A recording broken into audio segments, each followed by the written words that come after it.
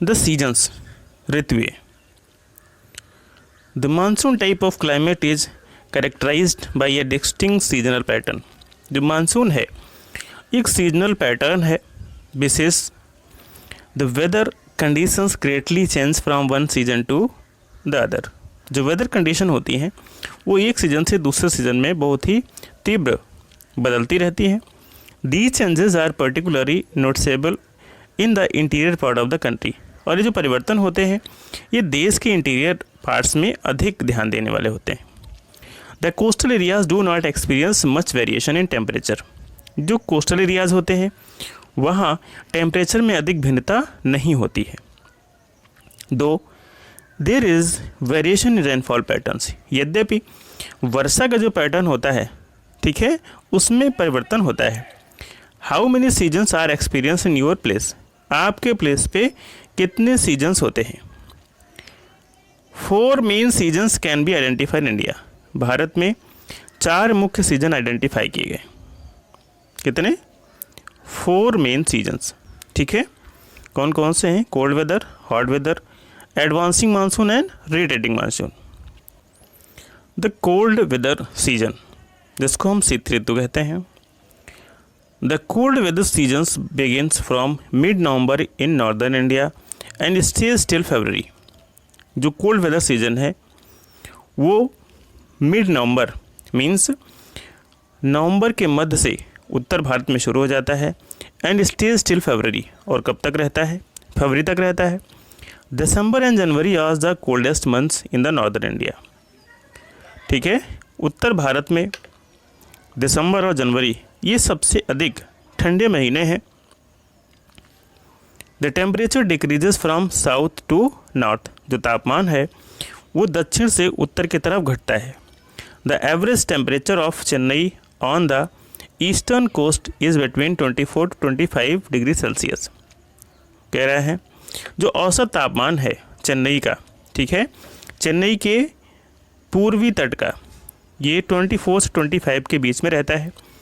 While in the northern plains, जबकि उत्तरी मैदानों में it ranges between 10 to 50 degree Celsius. इसकी जो रेंज रहती है कितनी?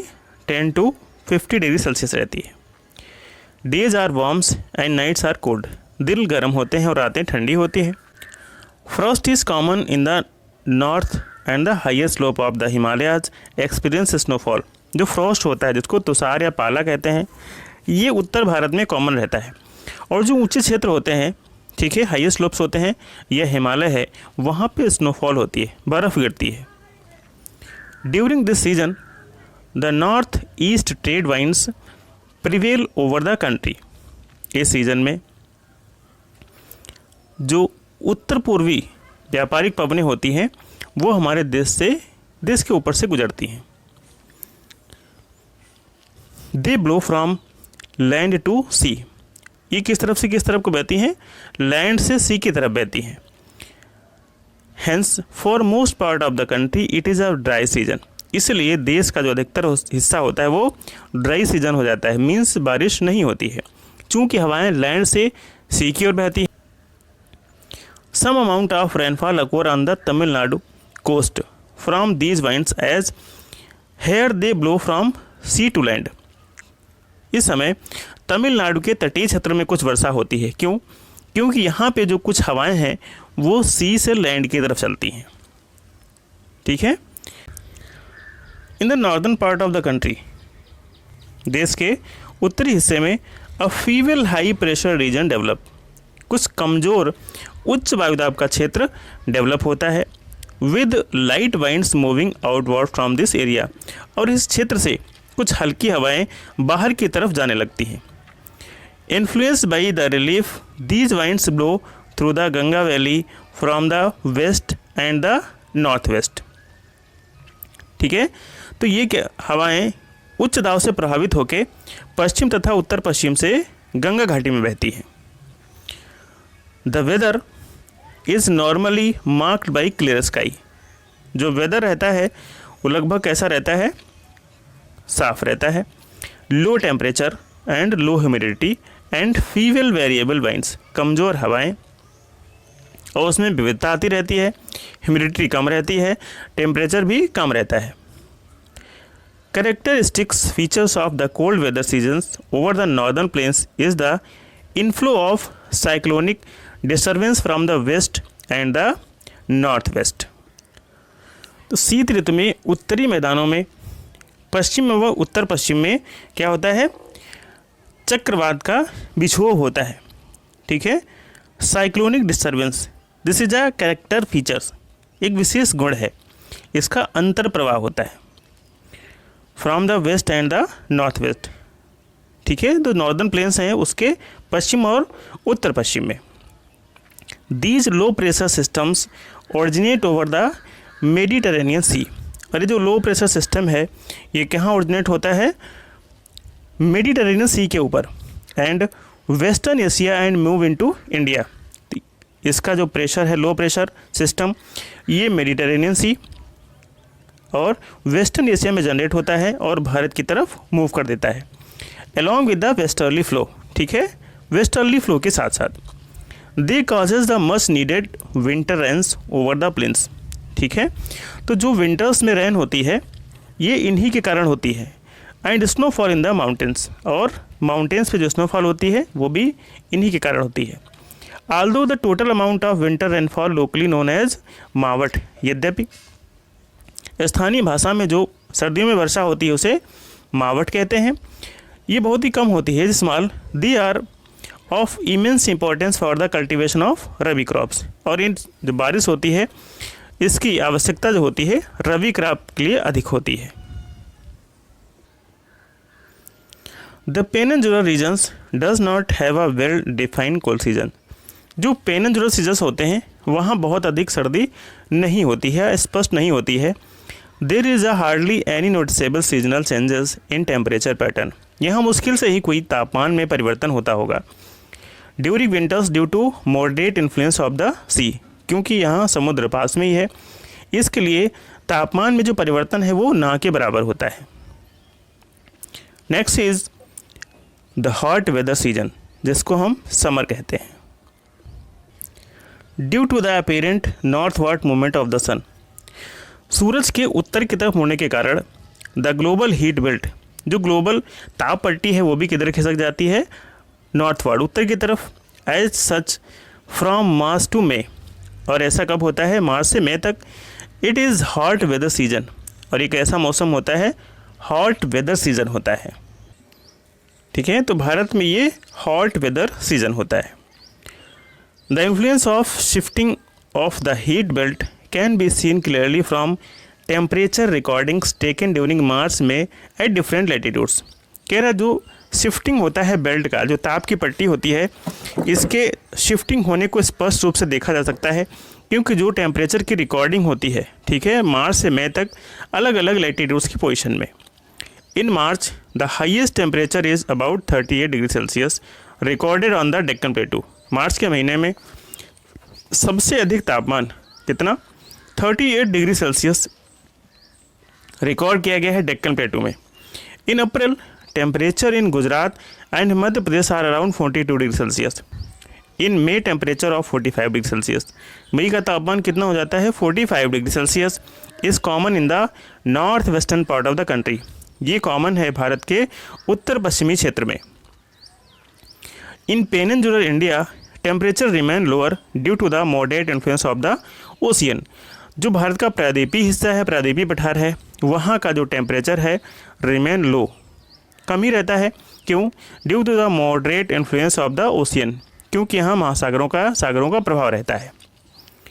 The summer month experience rising temperature and falling air pressure in the northern part of the country. जब गर्मियाँ आती हैं तो क्या होता है, the summer month experience rising temperature, तापमान बहुत अधिक हो जाता है, एंड फॉलिंग एयर प्रेशर, तो तापमान अधिक हो जाता है तो वायुदाब कम हो जाता है, जिसको हम निम्न वायुदाब कहते हैं।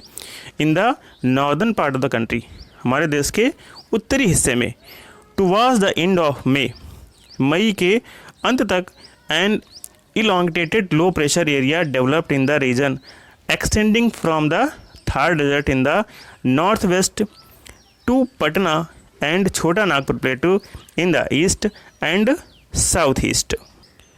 तो मई के अंत में क्या होता है, तो उत्तर पश्चिम में थार के रेगिस्तान से लेके पूर्व एवं दक्षिण पूर्व में पटना तथा छोटा नागपुर तक एक कम दाब का क्षेत्र उत्पन्न होता है। ठीक है, कैसा? लो प्रेशर एरिया डेवलप्स मई के अंत तक। Circulation of air begin to set around this trough. A striking feature of the hot weather season is the loo. इसका जो विशेष लक्षण है, विशेष गुण जो प्रभाव करता है वह है लू। These are strong gusty hot dry winds blowing during the day over the north and north western India. ये बहुत ही धूल भरी एवं शुष्क हवाएं होती हैं जो कि दिन के समय भारत के उत्तर एवं उत्तर पश्चिमी क्षेत्रों में चलती हैं, north and north western India. Sometimes they even continue until late in the evening. कई बार ये बहुत शाम तक, कभी कभी ये बहुत देर शाम तक जारी रहती हैं। Direct exposure to these winds may even prove to be fatal. अगर आप इनका सीधे तौर पे सामना करते हैं तो ये बहुत ही घातक हो जाती हैं। Dust storms are very common during the months of May in northern India. मई के महीने में जो धूल के तूफान होते हैं वो कॉमन होते हैं उत्तर भारत में। These storms bring temporary relief as they lower the temperature and may brings light rain and cool breeze. ये जो आंधियाँ होती हैं स्थायी रूप से कुछ आराम पहुंचाती हैं क्योंकि तापमान को थोड़ा कम कर देती हैं और कभी कभी अपने साथ हल्की वर्षा भी ले आती हैं। ठीक है, और कई बार इसमें कभी कभी हल्की वर्षा के साथ साथ तेज़ बारिश भी जाती है। This also the season for localised thunder storms associated with violent winds, torrential downpours often accompanied by hail. तो कभी कभी तेज़ हवाएं चलती हैं, तेज़ हवाओं के साथ बारिश भी होती है, बिजली चमकती है और तीव्र हवाओं के साथ साथ कई बार क्या पड़ जाते हैं, अकम्पेन्ड बाई हेल, ओले भी पड़ जाते हैं। In West Bengal these storms are known as the Kaal Baisakhi. पश्चिम बंगाल में इन स्टॉर्म्स को काल बैसाखी के नाम से जाना जाता है। Calamity for the month of Baisakhi towards the close of the summer season. जैसे जैसे समर सीजन अंत में आता है, pre monsoon showers are commonly specially in Kerala and Karnataka. तो जैसे जैसे समर सीजन अंत तक आता है वैसे वैसे कर्नाटक में क्या होने लगता है, जो मानसूनी वर्षा है वो शुरू हो जाती है। They help in the early ripening of mangoes. ये किस में हेल्प करती हैं, ये आम को जल्दी पकने में हेल्प करती हैं। And are often refer to the mango shower, इसीलिए इनको कभी कभी मैंगो शॉवर भी कहा जाता है। एडवांसिंग मानसून, वर्षा ऋतु का आना, rainy season. By early June the low pressure condition over the northern plains intensified attracts the trade winds of the southern hemisphere. तो ये क्या करती हैं, जो दक्षिणी गोलार्ध की व्यापारिक पवनें होती हैं, ट्रेड वाइंड्स होती हैं, इनको अटैक करती हैं। These southeast trade winds originate over the warm subtropical areas of the southern ocean। और ये जो हवाएं होती हैं साउथ ईस्ट ट्रेड वाइंड्स, ये कहाँ ओरिजिनेट होती हैं, over the warm subtropical area of the southern ocean. तो दक्षिणी महासागर है, ठीक है, उनके गर्म सब ट्रॉपिकल एरिया पे ये बनती हैं, ओरिजिनेट होती हैं। They cross the equator and blow in a south westerly direction. ये इक्वेटर को क्रॉस करके दक्षिण पश्चिमी डायरेक्शन में बहने लगती हैं and entering the Indian peninsula as the south west monsoon. और ये भारतीय प्रायद्वीप में प्रवेश कर जाती हैं, इनको हम साउथ वेस्ट मानसून कहते हैं। As these winds blow over warm oceans, जैसा कि ये हवाएं कहाँ से आती हैं, वार्म ओशियंस के ऊपर से बह के आती हैं।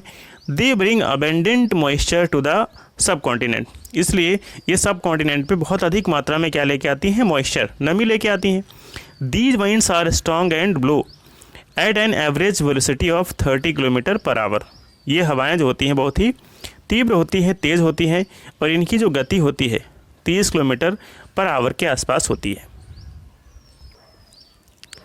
With the exception of the extreme north west, जो बहुत दूर दराज का क्षेत्र उत्तर पश्चिम का उसको छोड़ के, the monsoon winds cover the country in about a month, जो मानसून वाइंड्स होती हैं ये लगभग हमारे देश को एक महीने में कवर कर लेती है। The inflow of the south west monsoon into India bring about a total change in the weather, और जो दक्षिण पश्चिमी मानसून है ये भारत में जैसे ही आता है तो यहाँ के मौसम को पूरी तरह से क्या कर देता है, बदल देता है। Early in the season the windward side of the western घाट रिसीव वेरी हैवी रेनफॉल, शुरू में जब ये पश्चिमी घाटों के तरफ आती हैं तो वहाँ बहुत अधिक वर्षा करती हैं, more than 250 centimetre. The Deccan plateau and parts of Madhya Pradesh also receive some amount of rain in spite of lying in the rain shadow area, यद्यपि ये रेन शेडो एरिया में आते हैं फिर भी ये कुछ हिस्सा बारिश का प्राप्त करते हैं। The maximum rainfall of this season is receive in the north eastern part of the India, तो जो मैक्सिमम रेनफॉल है इस सीज़न में कहाँ होती है, नॉर्थ ईस्टर्न पार्ट में, भारत के उत्तर पूर्वी हिस्से में अधिक होती है। Mawsynram in the southern range of the खासी हिल्स, मासिनराम जो साउदर्न रेंज की दक्षिणी पहाड़ियों में स्थित है, receives the highest average rainfall, ये सबसे अधिक औसत वर्षा प्राप्त करता है पूरे वर्ल्ड में। Rainfall in the Ganga valley decreases from the east the west, Ganga की घाटी में वर्षा पूरब से पश्चिम की तरफ धीरे धीरे कम होने लगती है। Rajasthan and part of Gujarat get scanty rainfall, Rajasthan और गुजरात के कुछ हिस्सों में बहुत ही कम वर्षा होती है।